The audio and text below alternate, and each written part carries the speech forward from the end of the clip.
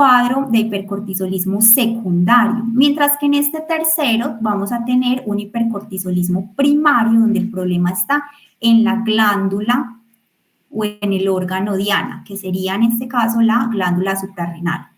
Y podemos cursar con un tumor adrenal que aumenta los niveles de cortisol en plasma. Este tumor adrenal puede ser un adenoma, un carcinoma o una hiperplasia macro o micronodular. Aquí tenemos el resumen, entonces puede ser un cortisol endógeno primario, el problema está en el órgano, en la glándula suprarrenal, por ejemplo, por un adenoma, que es el más frecuente, o un carcinoma, que sería el menos frecuente. Un hipercortisolismo endógeno secundario, porque hay un aumento de los niveles de ACTH, pero esto sucede en la adenohipófisis o en un lugar ectópico, lo que denominamos un síndrome paraneoplásico. Entonces, si es en la hipófisis, por ejemplo, por un adenoma hipofisiario, hablamos de enfermedad de Cushing. La adenohipófisis va a estar con sobreproducción de ACTH y vamos a tener una sobreestimulación de la zona fasciculada de la glándula suprarrenal y, por lo tanto, aumentos de los niveles de cortisol y la clínica que vimos. Si el problema es ectópico, entonces no lo denominamos enfermedad de Cushing, sigue siendo un hipercortisolismo y debemos buscar dónde se encuentra la paraneoplasia. Mensaje entonces, el síndrome de Cushing corresponde a cualquier causa de hipercortisolismo, pero reservamos la enfermedad de Cushing para un hipercortisolismo secundario por sobreproducción de ACTH en adenomas hipofisiarios. Enfermedad de Cushing, pensamos en adenoma hipofisiario. En una revisión que hicimos encontramos en uno de los artículos que casi el 80% de los pacientes con síndrome de Cushing espontáneo presentan hipertensión, y ahí la importancia de comprender la clínica, la fisiopatología de la hipertensión derivada de hipercortisolismo. Entonces, los glucocorticoides van a afectar principalmente el endotelio y el músculo liso, van a aumentar los niveles de de los receptores de angiotensina 1, de la óxido nítrico sintasa, y esto aumenta la resistencia vascular y, por lo tanto, la presión arterial.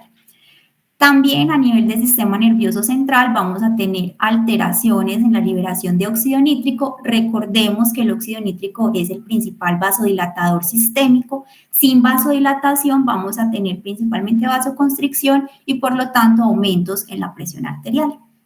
¿Qué sucede en los riñones? Vamos a expresar algunos canales que van a generar la reabsorción de sodio, por ejemplo los ENaC. Mayor sodio, mayor agua, aumenta la volemia y vamos a tener mayor presión arterial, un cuadro de hipertensión. Y aquí tenemos también en el hígado y en tejido adiposo la sobreexpresión de la 11-beta hidroxideshidrogenasa 1. Esta enzima activa el cortisol y me va a generar que estos se unan a los receptores de mineralocorticoides. Y esto me va a aumentar entonces la acción de glucocorticoides en otros órganos. Aquí tenemos, por ejemplo, la cortisona. En un paciente sano, el cortisol que se encuentre en tejidos donde hay receptores de mineralocorticoides, normalmente llega esta enzima, la hidroxideshidrogenasa 2, y me va a inactivar el cortisol, la cortisona. No tendría los efectos que hemos mencionado. Pero cuando hay un exceso de glucocorticoides, entonces actúa la 11-beta hidroxideshidrogenasa 1, que es la que les mencioné en la gráfica anterior, y me va a activar, por ejemplo, la cortisona hacia cortisol. Y el cortisol se va a lograr unir a receptores de mineralocorticoides y generar los efectos de los mineralocorticoides, reabsorción de sodio, agua y aumento de la volemia. Sin embargo, este no es el fenómeno más frecuente que explica la hipertensión en pacientes con hipercortisolismo, sino que lo es las alteraciones en el endotelio y músculo liso que les mencioné inicialmente. Entonces, segunda pregunta, pueden responderla o pensarla ahí en sus casas. ¿Qué pruebas pedirían para confirmar el diagnóstico? Si yo sospecho hipercortisolismo, ¿qué pruebas debo hacer para evaluar si efectivamente el paciente tiene un hipercortisolismo? También pueden escribir en el chat. Muy bien. Entonces, si yo sospecho hipercortisolismo es porque tengo que confirmar si están aumentados los niveles de ¿qué? de cortisol, ¿cierto? Entonces vamos a ver qué sucede. Esas son las 3 pruebas y están en las preguntas de Instagram. Entonces, tenemos que evaluar los niveles de orina, de cortisol libre en orina. Evaluamos también los niveles de cortisol en saliva con el test que hacemos a las 11 de la noche, le ponemos una tundra de algodón al paciente y luego evaluamos los niveles de cortisol en la saliva del paciente y tenemos otro test, entonces mucha atención acá, el test de supresión con dexametasona. Vamos a darle al paciente 1 miligramo de dexametasona. En Colombia no es posible darle 1 miligramo porque las tabletas que tenemos son de 0,75 miligramos. Entonces, le damos 2 tabletas de 0,75, por lo tanto, le estamos dando 1,5 miligramos. Y la prueba funciona entre 1 a 2 miligramos, la prueba es adecuada. A las 11 de la noche le damos las 2 tabletas de dexametasona, 1 miligramo, y a las 8 de la mañana medimos los niveles de cortisol en plasma. Esto hace parte del tamizaje. ¿Qué es lo que esperamos en un paciente sano? Que los niveles de cortisol estén disminuidos en la mañana, porque la prueba lo que busca es suprimir, ¿cierto? El cortisol. Pero en un paciente con hipercortisolismo lo que vamos a encontrar es que la dexametasona no logra suprimir los niveles de cortisol y van a estar o iguales o elevados. Y aquí entonces comenzamos a confirmar un hipercortisolismo endógeno. Para eso les traemos este algoritmo. Entonces, en un primer momento, ¿qué hicimos? Recordéis, sospechamos hipercortisolismo. Preguntamos al paciente si usa corticosteroides, si sí, entonces estamos en un síndrome de Cushing exógeno, de lo contrario hacemos pruebas bioquímicas. Las 3 que les mencioné. Evaluamos orina, saliva y prueba de supresión con dexametasona. Necesito que 2 de estas pruebas, de estas 3 pruebas, estén alteradas. Entonces, ¿qué significa que estén alteradas? Que en la prueba de supresión con dexametasona, cuando yo evalué el cortisol al otro día, a las 8 de la mañana, los niveles de cortisol sérico estén por encima de 50 nanomoles por litro, que es lo mismo a por encima de 1,8 microgramos decilitro. Nosotros utilizamos esta escala. Necesito además que los niveles de cortisol libre en orina estén 3 veces por encima del límite superior, dependiendo de cada laboratorio, o que los niveles de cortisol en saliva estén elevados a las 11 de la noche. Necesito entonces 2 de 3 de estas pruebas y ya en los resultados voy a mirar si estos son anormales, o sea que estas pruebas estén alteradas, si están inconclusos o si son normales. Si son normales, entonces descarto un síndrome de Cushing por medio del tamizaje y tengo que evaluar si el paciente tiene un síndrome de mala absorción, si está con algunos medicamentos que alteren la prueba de supresión con dexametasona, que interactúen con la dexametasona o con el citocromo, por ejemplo el fenobarbital, fenitoína, rifampicina, entre otros, que haya un hipercortisolismo no neoplásico, antes se llamaba pseudohipercortisolismo, por ejemplo en pacientes con obesidad, depresión, alcoholismo o diabetes mellitus no controlada, o que haya un aumento de la globulina transportadora de cortisol. Esto sucede en mujeres gestantes o en aquellas que estén con anticonceptivos orales. Aumenta la globulina y por lo tanto se van a ver alterados los niveles de cortisol. Si los resultados fueron inconclusos, vamos a hacer un test de estimulación con desmopresina y es muy frecuente que este nos dé anormal. Entonces, ya sea que hayan sido inconclusos o que directamente hayamos tenido 2 de 3 pruebas alteradas, anormales, vamos a confirmar entonces el síndrome de Cushing de forma bioquímica. ¿Listo? Entonces, una vez lo confirmamos, ya hicimos tamizaje, confirmamos que hay un síndrome de Cushing endógeno, necesitamos evaluar algo más, que son los niveles de ACTH en plasma. Entonces, en la mañana vamos a evaluar la ACTH sérica del paciente y tenemos 3 posibles casos. El primero es que los niveles de la ACTH estén bajos, por debajo de 5 picogramos mililitro. ¿Esto qué me está diciendo? Que no tenemos problemas con la ACTH. Entonces, el problema va a estar en el órgano diana, es decir, en las suprarrenales. Y eso significa que es un síndrome de Cushing independiente de ACTH. ACTH está baja, entonces no tenemos problemas con ella. En esos pacientes vamos a hacer una tomografía axial computarizada y ahorita vamos a hablar un poco más de este aspecto. Otra posibilidad es que tengamos valores entre 5 y 15 picogramos. Esto es un poco más complejo porque debemos hacer entonces una prueba de estimulación con CRH, con desmopresina, pero realmente la prueba con CRH no está disponible en el país. Y estos pacientes frecuentemente encajan dentro del grupo de niveles de ACTH mayor a 15 picogramos mililitro. ¿Qué sucede en este grupo? Que ya sería más claro. Hay un síndrome de Cushing dependiente de ACTH porque los niveles de ACTH en plasma están elevados. ¿Listo? Algunos autores consideran que por encima de 15 ya tenemos niveles de ACTH elevados y nos vamos a un síndrome dependiente de ACTH. En el consenso nos dan estas tres clasificaciones. Entonces, ya estamos aquí, hicimos tamizaje, hicimos pruebas de ACTH, vamos entonces a encontrarnos en un síndrome de Cushing dependiente de ACTH y intenten recordar ahí, cuando el problema es con ACTH, entonces habían dos casos, ¿cierto? Problema en adenohipófisis o problema ectópico. ¿Cómo vamos a evaluar eso? Con estas dos pruebas. ¿Listo? Son pruebas dinámicas, entonces, en un primer momento, prueba de supresión con dosis alta de dexametasona. Ya no le vamos a dar 1 miligramo, sino 8 miligramos vía oral, dosis única en la noche. Estas dosis altas de dexametasona logran suprimir la adenohipófisis.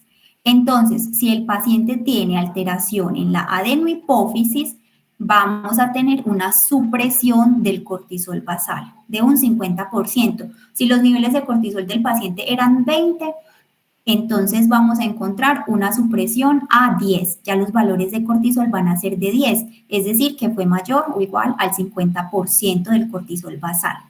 Esto no sucede si el tumor es ectópico. La dexametasona a dosis altas no logra suprimir los niveles de ACTH y cortisol en tumores ectópicos.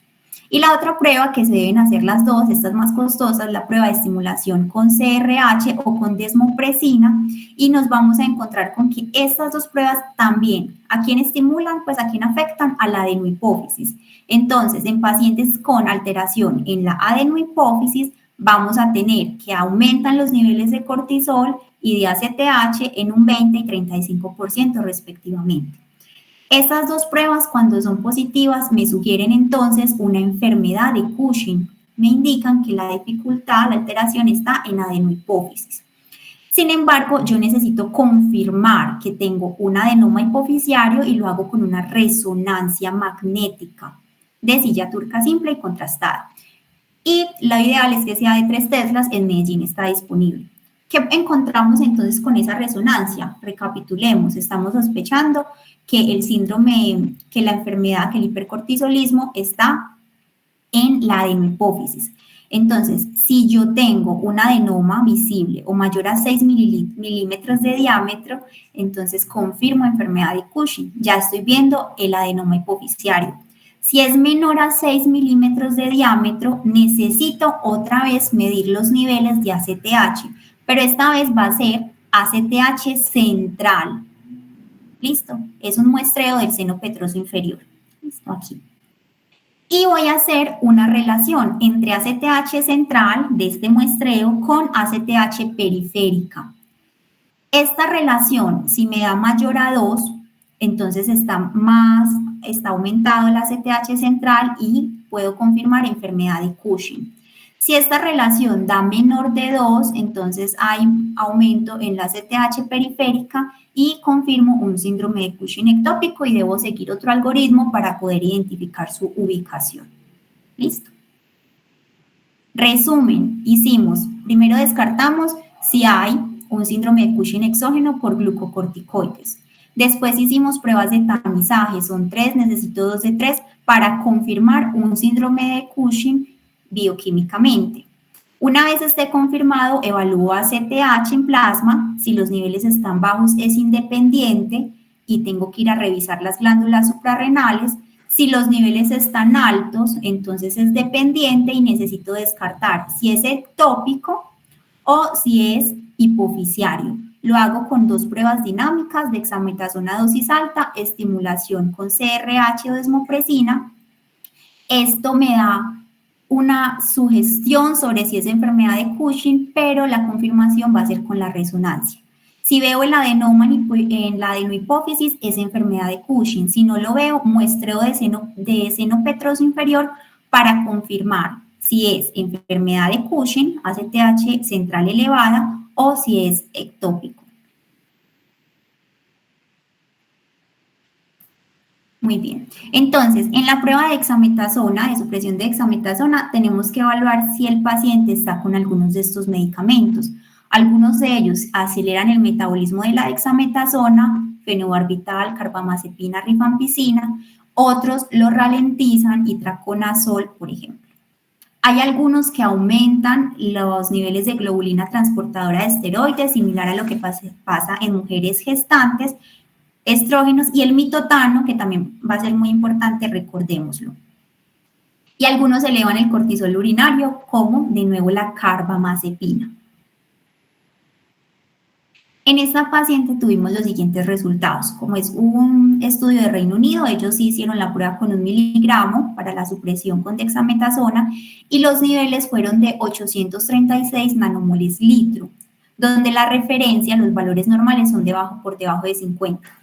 Entonces, si sospecho síndrome hipercortisolismo, ¿qué tengo que evaluar? Niveles de cortisol y efectivamente están elevados. Adicional a eso, se realizó el cortisol en orina de 24 horas y se encontró alterado. Tengo 2 de 3 pruebas alteradas, confirmo que hay un síndrome de Cushing. Tengo que evaluar entonces si ese síndrome de Cushing es primario o secundario. Y para eso evaluamos la ACTH. Este paciente tuvo niveles de ACTH de 4 picogramos por mililitro.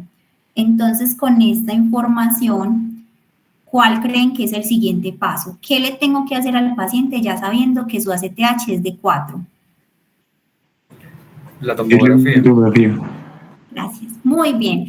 Vamos a hacerle una tomografía. Está baja, entonces vamos a vamos a descartar que es dependiente de ACTH, ¿cierto? Es un caso independiente de ACTH. Volvemos a nuestro algoritmo gigante, ACTH en plasma menor a 4, esto es independiente. Revisemos las suprarrenales, vemos esta tomografía axial computarizada y vamos a ver qué encontraron en la paciente, ¿cierto? Ya desde aquí estamos sospechando adenoma, carcinoma, hiperplasia.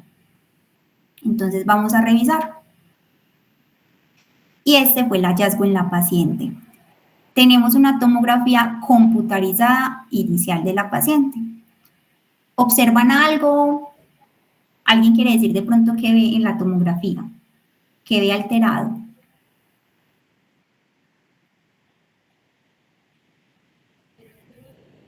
Entonces, vamos a ver primero lo normal, ¿cierto? No les voy a decir todavía que está alterado, si quieren intentamos verlo. Entonces, aquí tenemos nuestra referencia, están más o menos al mismo nivel, no exactamente. Entonces, aquí tenemos el vaso, hacia ustedes están los pies de la paciente, la estamos mirando desde abajo, y tenemos que es el lado izquierdo, tenemos el vaso, estómago, por aquí tenemos el riñón izquierdo y la suprarrenal, que no se ve muy bien. Por aquí está el hígado y aquí tenemos el riñón derecho. ¿Alguien nota algo de pronto que esté anormal?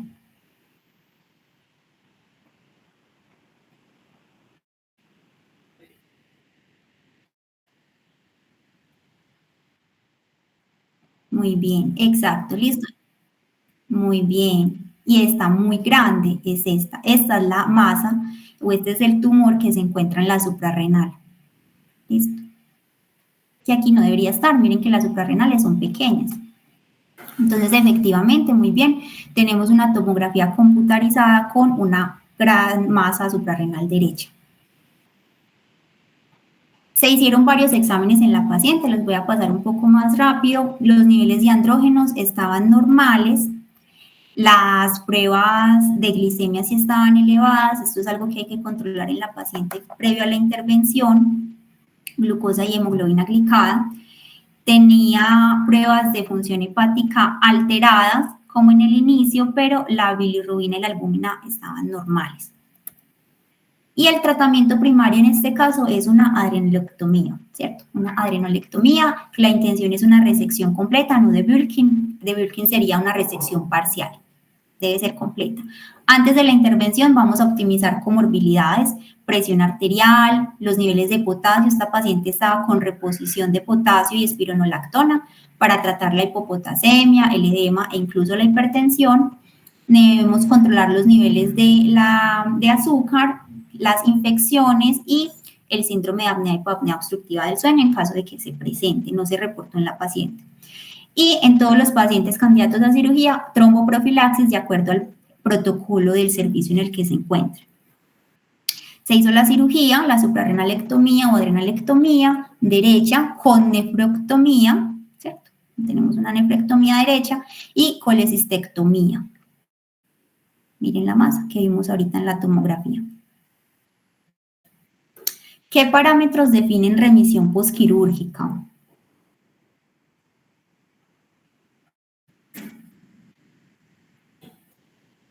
Esto es un poco más específico, está en el consenso.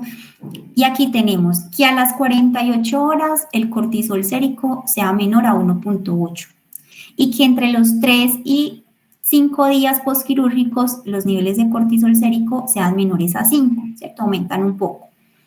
Que la ACTH esté baja, esto en especial en pacientes con enfermedad de Cushing o con el ectópico, y que a la resonancia magnética ya no haya ningún remanente, ¿cierto? O a la tomografía. Esta resonancia se debe hacer a las 24 horas y repetir otra a las 12 semanas. ¿Qué pasa si no hay remisión? Repetimos la cirugía, si es posible, si el perfil bioquímico lo sugiere, y se hace tratamiento farmacológico. Entonces, ya se los mencioné, ¿qué alternativas existen si no hay acceso a cirugía? Tenemos que hacer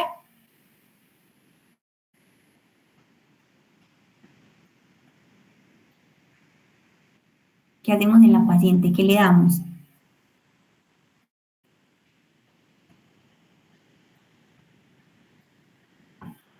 Tratamiento farmacológico, muy bien. Y aquí está el tratamiento. Entonces, no hubo remisión en nuestra paciente, o sí, vamos a verlo. El caso es que la vamos a acompañar también de terapia médica. Entonces, tenemos estos monstruos que van a estar. Estas son, ahorita les vamos a ver.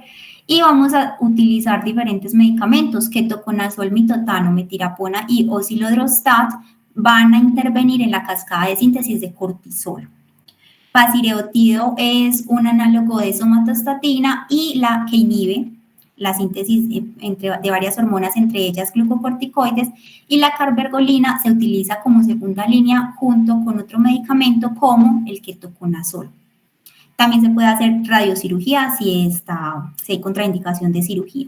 Esa es otra opción. Entonces, esta es la cascada. Aquí están los monstruos. Ellos representan un grupito de medicamentos. Y aquí tenemos las fases, las zonas de la corteza suprarrenal. Glomerulosa, fasciculada, muy importante, aquí se produce cortisol. Estos medicamentos pueden actuar en diferentes fases de la cascada. Nos interesa en especial este mitotano por acá, desde el inicio, desde el paso de colesterol hasta pregnenolona, puedo inhibir ese paso y por tanto síntesis de cortisol. Y por aquí también aparece el mitotano inhibiendo a la 11-beta hidroxilasa, que me va a impedir entonces el paso a cortisol. Sin embargo, vemos que también puede usar ketoconazol, metirapona o osilodrostat. Con ketoconazol debo vigilar función hepática.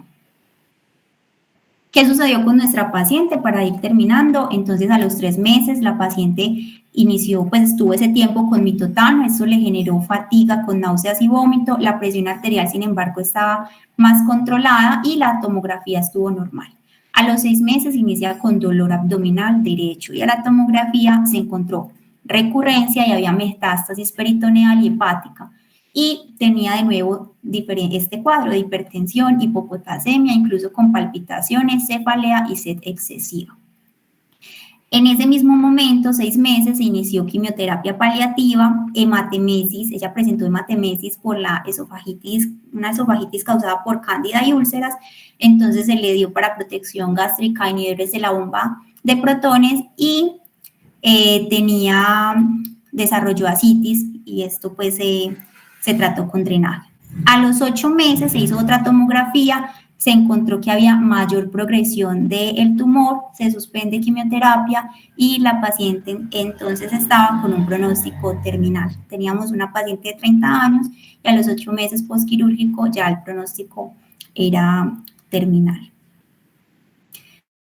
¿Qué se hace en los pacientes en los postquirúrgicos para el seguimiento? También es muy importante evaluar perfil lipídico, hemoglobina glicada, glucemia, pruebas de hipercortisolismo, que es el tamizaje que les mencioné, monitoreo de presión arterial, EKG, ecocardio, niveles de potasio y densitometría ósea. Y para cerrar, tenemos entonces 3 claves clínicas, diagnósticas y terapéuticas en pacientes con hipertensión arterial resistente, esa es la principal, y que tengan otra clínica, pero esta clínica tan explícita no siempre va a estar presente. La obesidad central, estrías violáceas, equimosis, debilidad proximal, alteraciones menstruales y el SAJOS, el síndrome de apnea-hipopnea obstructiva, y la progresión con el agregado metabólico como la disglucemia. En las claves diagnósticas, esencial el tamizaje con las 3 pruebas, si es posible, necesitamos 2 de 3 positivas, cortisol en orina, cortisol en saliva y prueba de supresión con dexametasona, 1 miligramo, en Colombia 1.5, y luego ACTH para clasificar, si es dependiente va a dar niveles altos, si es independiente, adrenal, va a dar niveles bajos de ACTH en plasma, y debemos diferenciar si es hipofisiario o ectópico, dependiendo de donde estemos en el algoritmo, con resonancia magnética, ojalá de 3 teslas. Y 3 claves terapéuticas, inicialmente adrenalectomía o cirugía endonasal si hablamos de una enfermedad de Cushing, donde tenemos afectación en adenohipófisis, y cuando hay espera, contraindicación de la cirugía o no hay remisión, el bloqueo, que hacemos con mitotano, ese fue el caso de la paciente, y en el consenso nos mencionan estos otros, ketoconazol, metilapón, entre otros. Y la remisión la conseguimos cuando los niveles de cortisol son menores a 1.8 microgramos decilitro a las 48 horas, menores a 5 entre el día 3 y 5, y debemos hacer seguimiento de por vida en nuestros pacientes. Listo, con eso terminamos. Les dejamos el contacto de Simi y mi contacto si tienen preguntas, también las podemos hacer en este momento.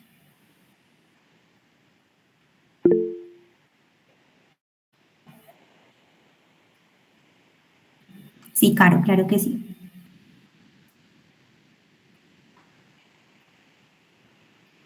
Listo. Voy a dejar de compartir si no tienen preguntas. Listo.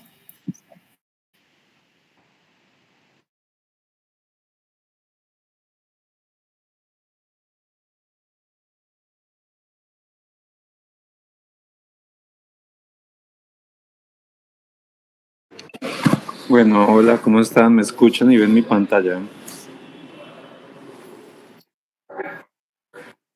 Ok, listo. Bueno, a mí me corresponde el tema de feocromocitoma. Primeramente vamos a hablar un poquito de las generalidades, después vamos a ver qué es, cómo se presenta el paciente, las manifestaciones clínicas y vamos a ver las ayudas diagnósticas que tenemos para el feocromocitoma. Y a lo largo de toda la presentación vamos a ver un caso clínico.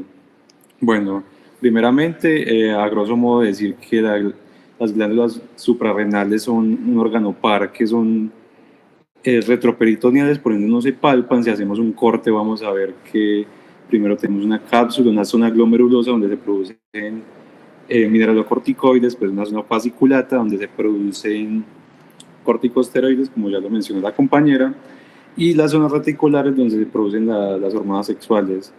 La médula están las células cromafines donde me producen las hormonas, las catecolaminas, como sería la epinefrina, norepinefrina y la dopamina.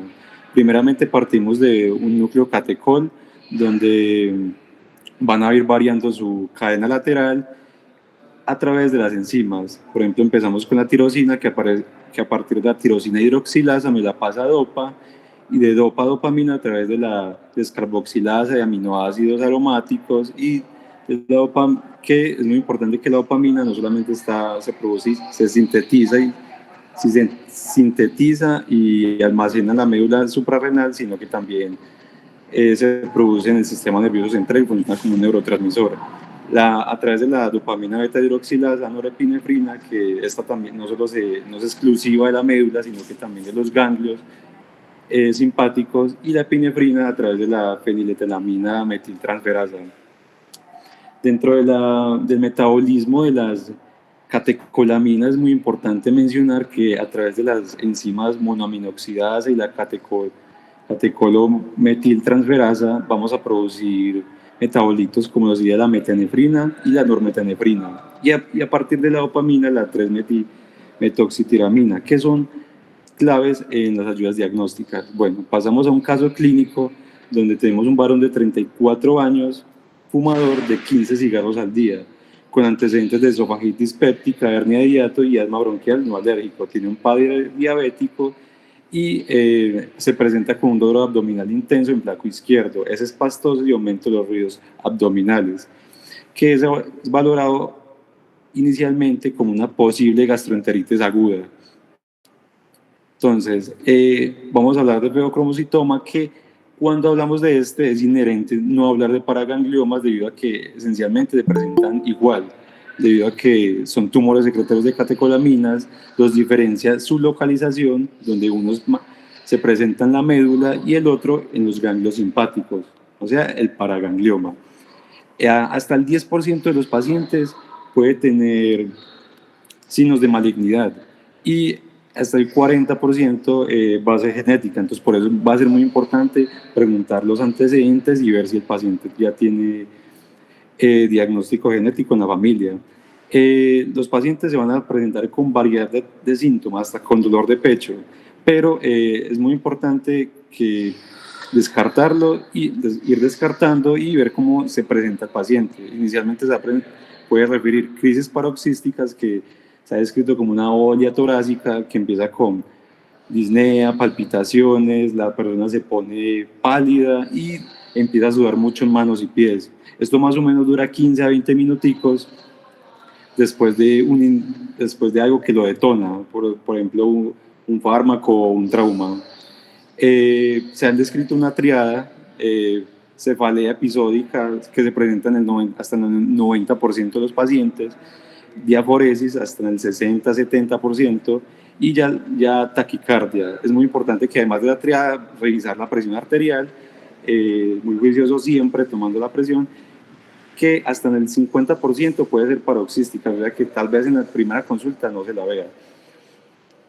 Pero en el 35% de los pacientes puede ser hipertensión primaria, entonces es así, se la detectó de una, y hasta el 5 al 15 son normotensos.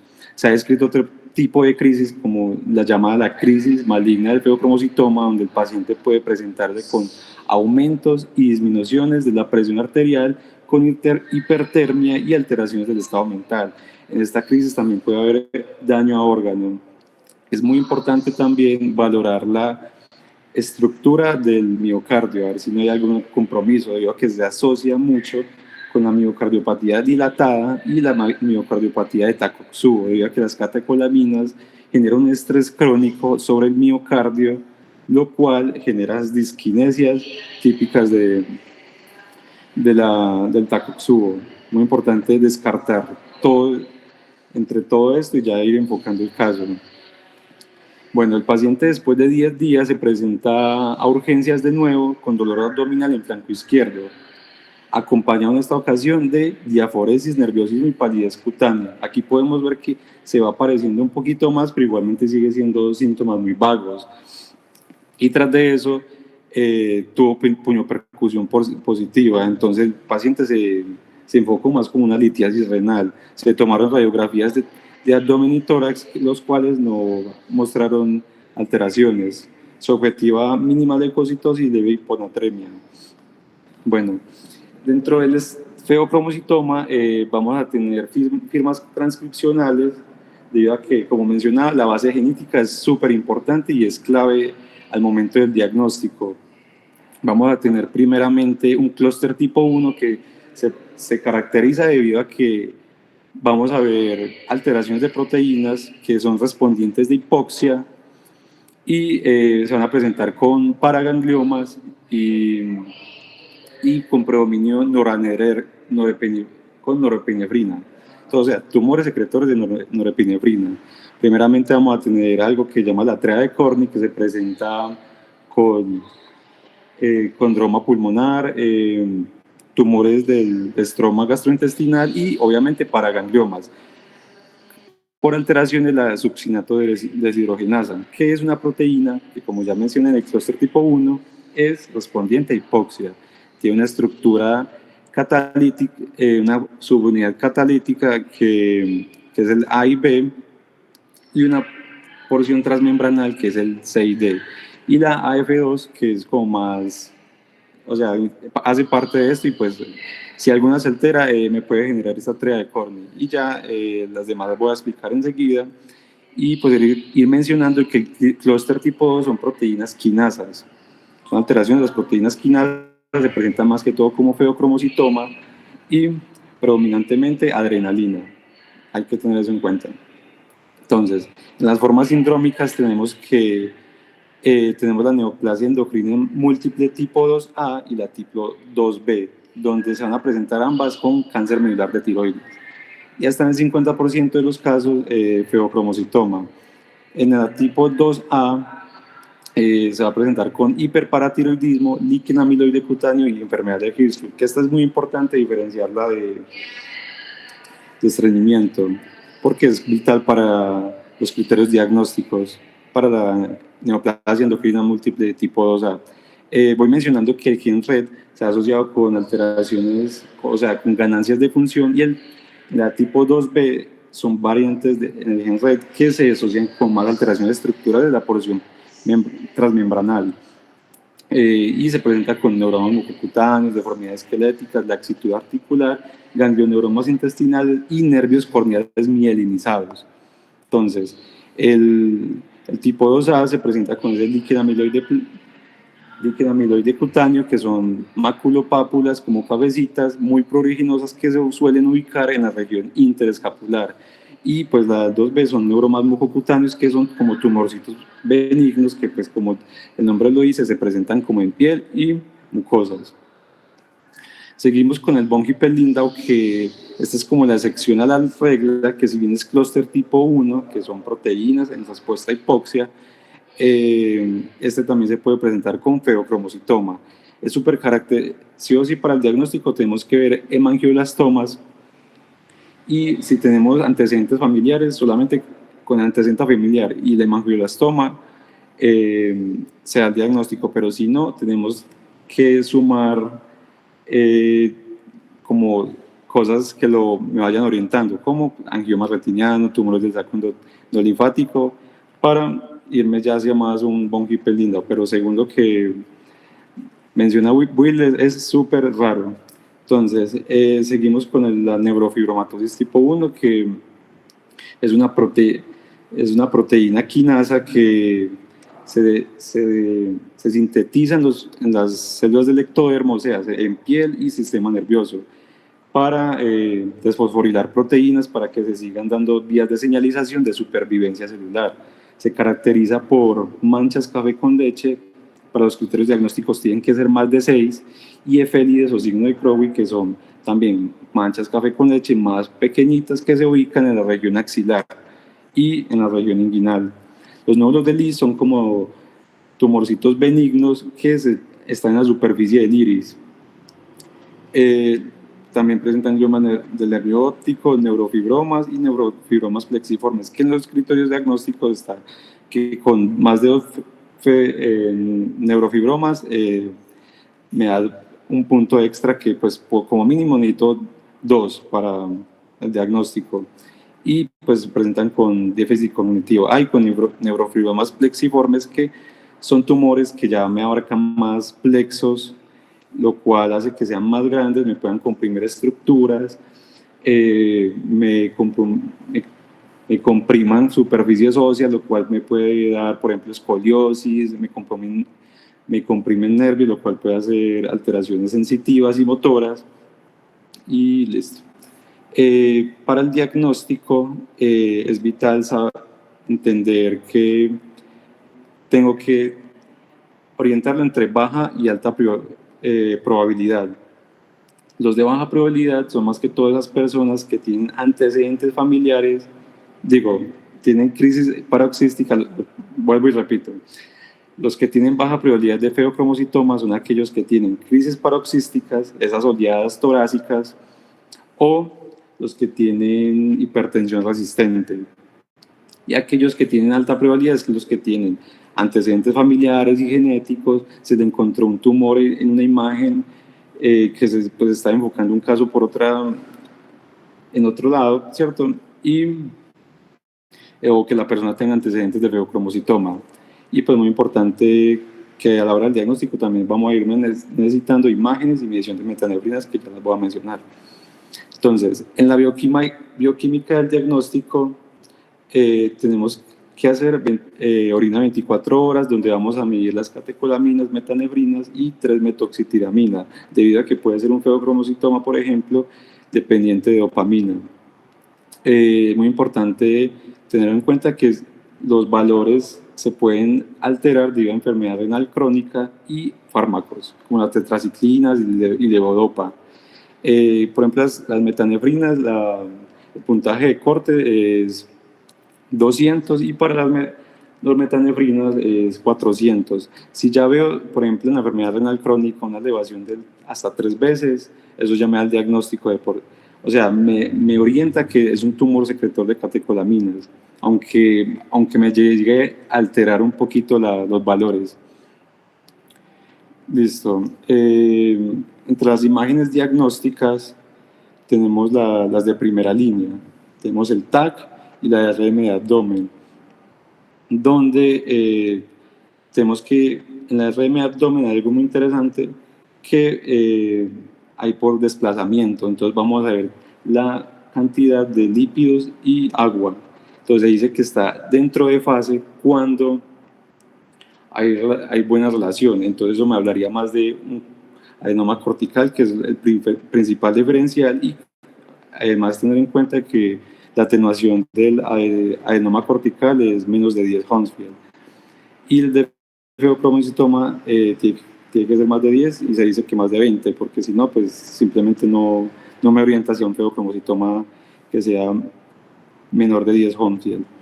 En la segunda línea tenemos la PET y la gammagrafía con los trazadores que se suelen usar mucho en tumores endocrinos debido a que se unen a receptores de somatostatina. Bueno, entonces siguiendo con el caso clínico, el paciente se le hizo un TAC que mostró una masa de una masa de 2.5 centímetros, por lo cual se objetiva como un feocromocitoma y se deriva medicina interna para la medición de metanefrinas, donde se mide que están por encima de más de 5 veces, lo cual se diagnostica como una masa suprarrenal izquierda funcionante con marcada elevación de metanefrinas por probable feocromocitoma. El tratamiento inicial es resección de la glándula suprarrenal completa, pero antes hay que hacer unos bloqueos para evitar aumentos de la presión arterial intraoperatorio. Y bloqueo, entonces empieza con un bloqueo alfa con fenoxibenzamina, prazosina y teraxosina y doxazicina, lo cual me va a evitar que pues, a través de los receptores, por ejemplo alfa 2, se me hace ese feedback negativo, el cual hace que disminuya la presión arterial. Y a través de los beta se empieza con dosis mínimas de propranolol para evitar taquicardias intraoperatorias. Se ha visto que la nicardipina disminuye la mortalidad, entonces por lo cual es una buena opción para igualmente dar. Entonces, una vez la adrenalectomía total izquierda, se hace el estudio histopatológico y se encuentra un feocromocitoma maligno y se empieza a describir el feocromocitoma. Entonces, recordar que hasta el 10% de los feocromocitomas malignos pueden ser a 5 años, aumenta la mortalidad en un 50%.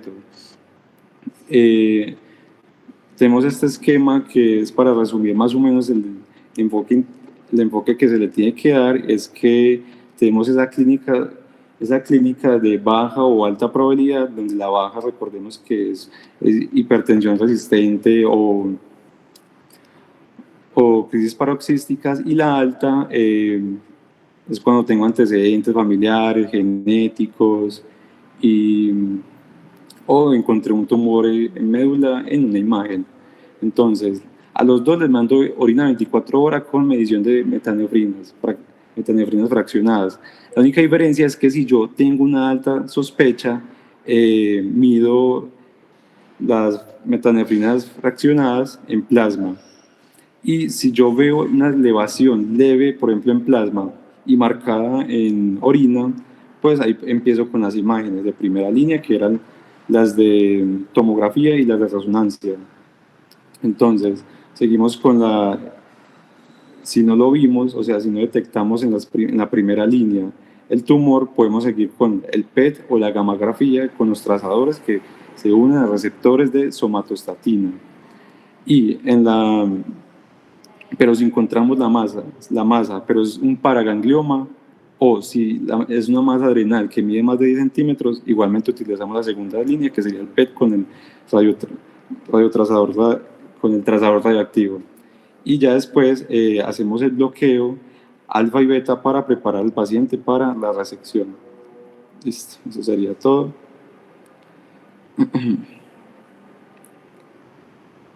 Si tienen alguna pregunta, me pueden decir.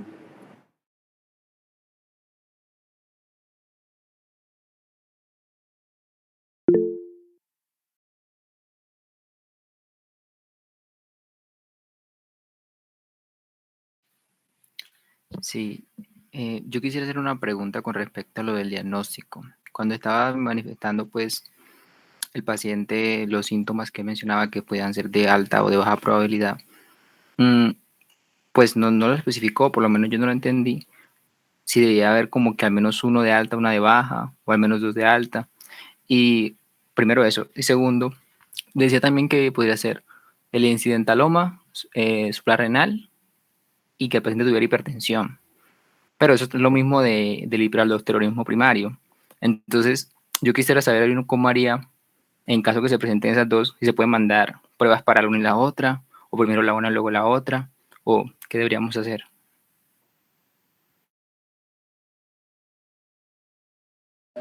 Pues lo que dicen las guías de feocromocitoma es que si, por ejemplo, el paciente tiene baja probabilidad, entonces tiene esas crisis paroxísticas o tiene hipertensión resistente, es baja probabilidad, ¿cierto?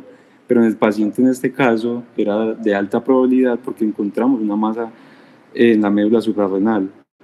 Entonces ya se enfoca, por ejemplo, se le miden plasmáticas, orina 24 horas y ya después ya se pasa con las imágenes. Pues igualmente ya tenía imágenes. No sé si respondí tu pregunta. Yo me refiero cuando está la sospecha compartida de que puede tener tanto el feocromocitoma como el hiperaldosteronismo primario, que concuerdan pues entre la sintomatología al menos en dos. Entonces no sé si me iba con una primero, luego la otra, o si eso es indiferente, o se puede mandar las dos al mismo tiempo. Por eso pues de lo de la secuencia en las pruebas de laboratorio que se deben solicitar en orden de pues cuál es más relevante, cuál es más importante, o si no hay ningún tipo de especificación sobre eso.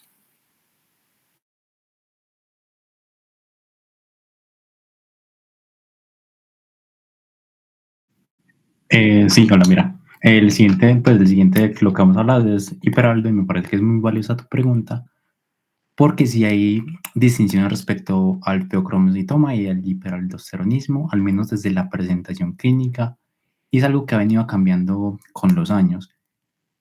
Y también es algo que vamos a ver ahorita, pero te adelanto un poquito, y es que en hiperaldo nuestra sospecha es digamos que un poco más temprana y no alcanza a tener una sintomatología tan florida. a menos que estemos hablando de un hiperaldo con ya, pues un hiperaldo que presente una resistencia a medicamentos, es decir, una hipertensión resistente en la cual sospechamos un hiperaldo. Por estadística, lo primero que deberíamos sospechar sería un hiperaldo. Y una vez descartado el hiperaldo, remitirnos a considerar un feocromocitoma. Sin embargo, como te menciono, el espectro del feocromocitoma tiende a ser mucho más florido, porque es como algo más tardío que porque es durante más tiempo. Sin embargo, como te digo, ya lo vemos ahorita en hiperaldo.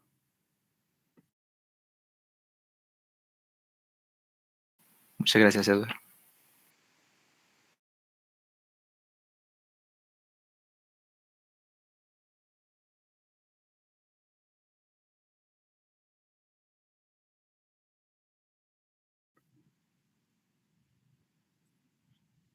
Dale.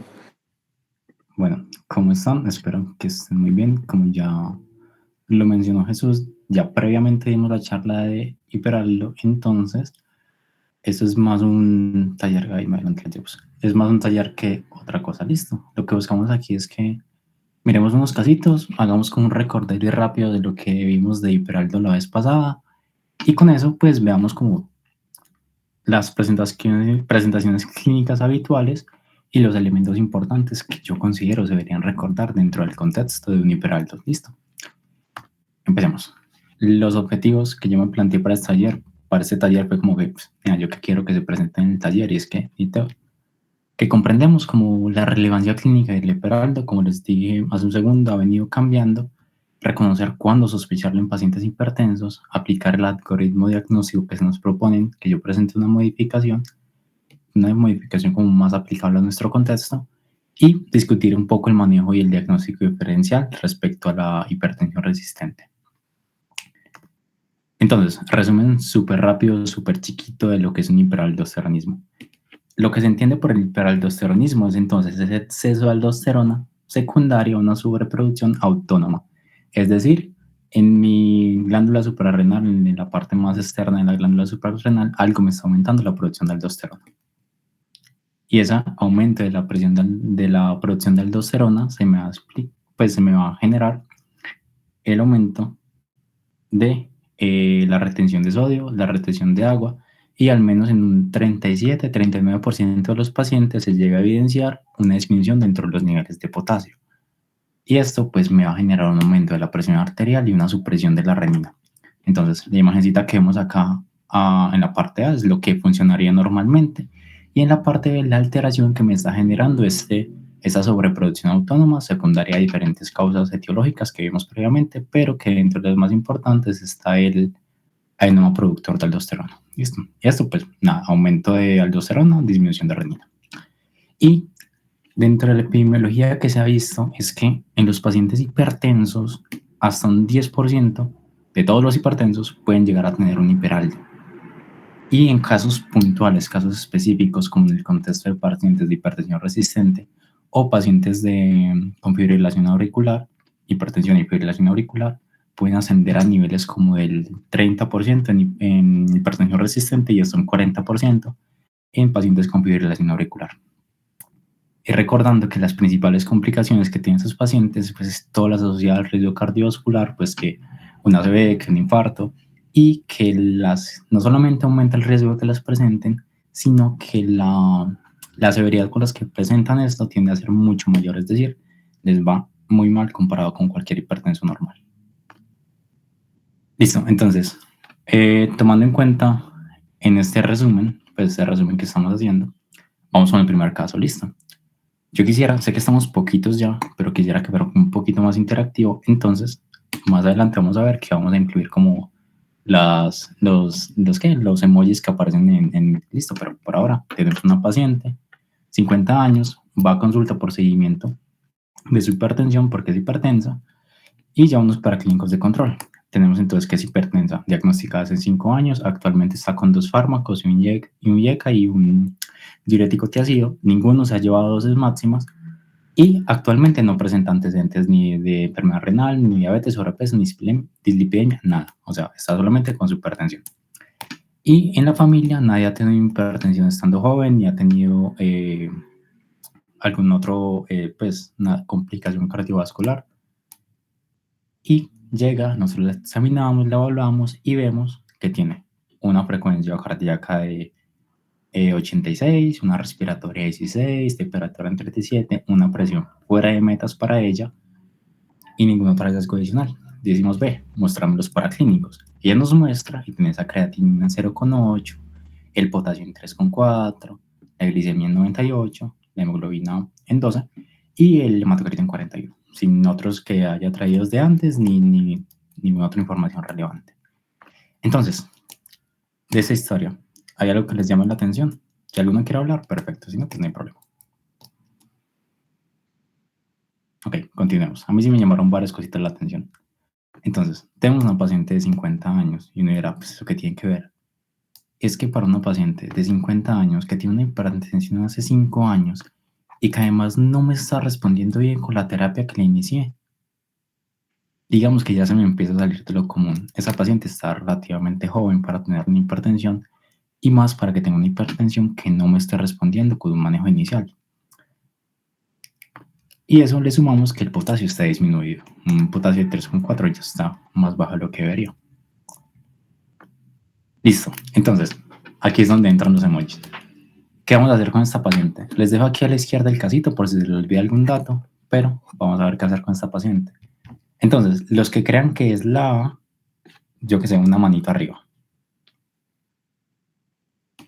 Ok, parece que nadie. Los que crean que es la B, pues una manito arriba. Parece que nadie tampoco. Los que crean que es la C, la manito arriba. Ok, listo. Aquí ya parece haber más respuestas. Listo. Los que crean que es la D, manito arriba. Nadie. Y los que crean que es la E, manito arriba. Genial, listo, perfecto. Al menos los que respondieron estuvieron en que era la C. Y súper bien. Y esto viene a que si bien yo podría tener en cuenta otro tipo de manejo, como por ejemplo la opción B, que sería añadir un tercer medicamento, o la opción E, que es aumentar la dosis de medicamentos, la guía de hiperalto de este año nos dice, hey, en todos los pacientes que te tendrás una hipertensión, sospechar de un hiperalto. Porque lo que se ha visto es que hay muchos subdiagnósticos o diagnósticos tardíos en pacientes que desde el principio podrían haberse comportado como un hiperalto. Listo, le pedí los paraclínicos. Ahora, ¿cómo creen que están esos paraclínicos? Los que crean que estén altos, pulgar arriba. Y los que crean que están, los que crean que están bien, pues pulgar arriba. Y los que crean que están alterados, pues pulgar abajo.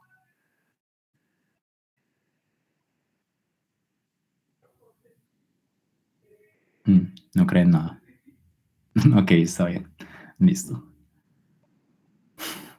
Sí, pues está bien, no importa. Entonces, le doy entonces aquí el pastel. Ahora, los que crean que están alto, manita arriba. Y los que crean que están abajo, pues manita abajo.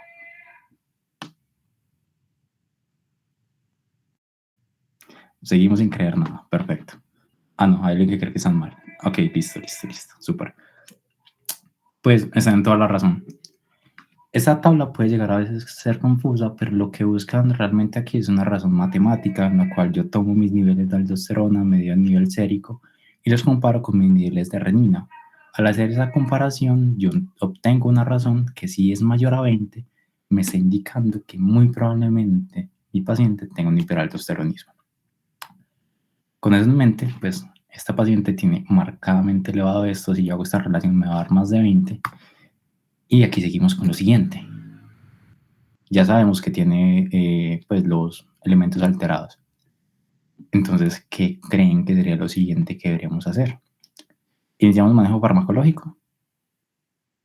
Nadie, genial. ¿Solicitamos un test confirmatorio? Nadie, genial. ¿Realizamos una tomografía? ¿Remitimos a endocrino? Ok, hay gente que dice que una tomografía, genial. ¿Iniciamos manejo quirúrgico? Ok, alguien por ahí propuso un manejo quirúrgico. Ok.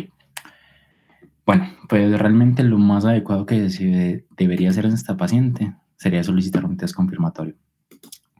Un test confirmatorio no se solicita en todos los pacientes. Digamos que está orientado a elementos específicos o a puntos concretos. Esencialmente 2. Pacientes que yo considero que se podrían beneficiar de un manejo quirúrgico, es decir, un paciente joven, que no tenga ninguna otra complicación que digamos que me limite mi procedimiento quirúrgico, y pacientes que se puedan beneficiar de esto. Si yo considero que mi paciente no se va a beneficiar de un manejo quirúrgico o por X o Y circunstancias no va a ser como candidato a que se operen o que le van a rechazar la cirugía, pues digamos que en ese caso es mejor iniciar un manejo farmacológico. Pero en esta paciente es joven, no tiene nada más, digamos que vale la pena empezar a considerar un manejo quirúrgico, y antes de eso solicitamos un test confirmatorio. Esa es la primera condición en la cual yo podría solicitar un test confirmatorio. La segunda es cuando mi paciente, por X o Y razón, yo sospecho que está ante un falso negativo. Eso lo vamos a ver un poquito más adelante. Pero si yo sospecho un falso negativo, digamos que el test confirmatorio me puede ayudar a orientar un poco esos valores de los primeros exámenes que hice. Y test confirmatorios tenemos 2 importantes dentro de nuestro contexto.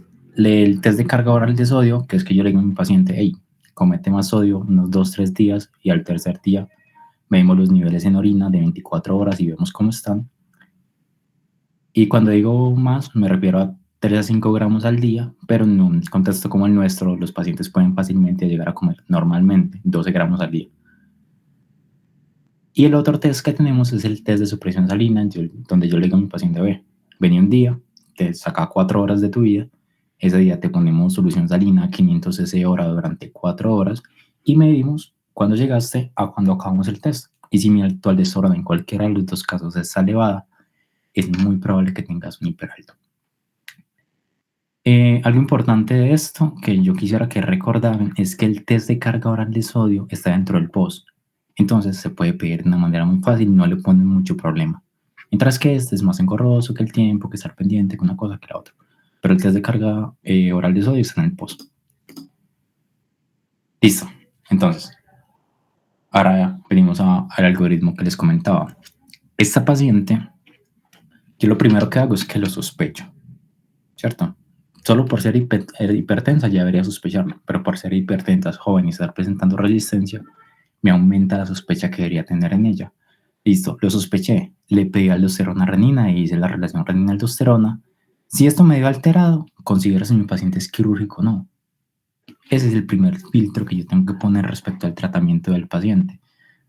Porque cuando yo empiezo a considerar a mi paciente de manejo quirúrgico, dentro de un proceso que puede ser largo, que puede ser demorado, que puede tener complicaciones, que puede estar muy limitado a veces. Entonces, si digo que no, este paciente no es quirúrgico, inicio manejo farmacológico, que ahorita lo vemos un poquito.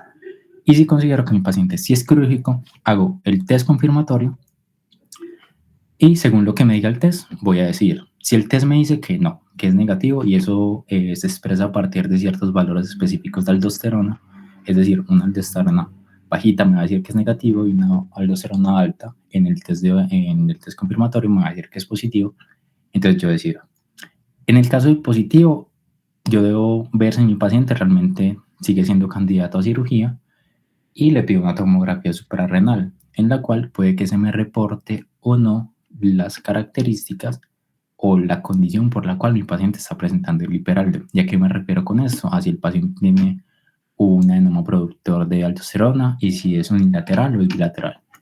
Si yo con la tomografía logro establecer los criterios que en la guía se menciona, especialmente que sea paciente joven, que sea de un milímetro y que sea, un centímetro y que sea unilateral, entonces cirugía.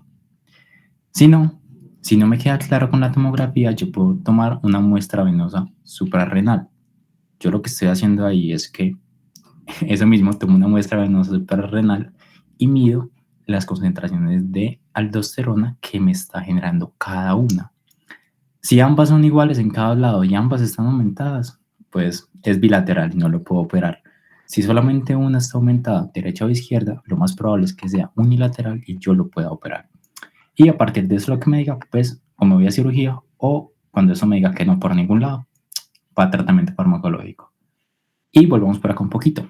El paciente que me dijo que no estaba alterado, en ellos debo considerar otras causas de esa hipertensión resistente o otras causas que me expliquen la hipertensión que sea un falso positivo o que sea un falso negativo. Esto lo vemos ahorita, lo de los falsos negativos sobre todo.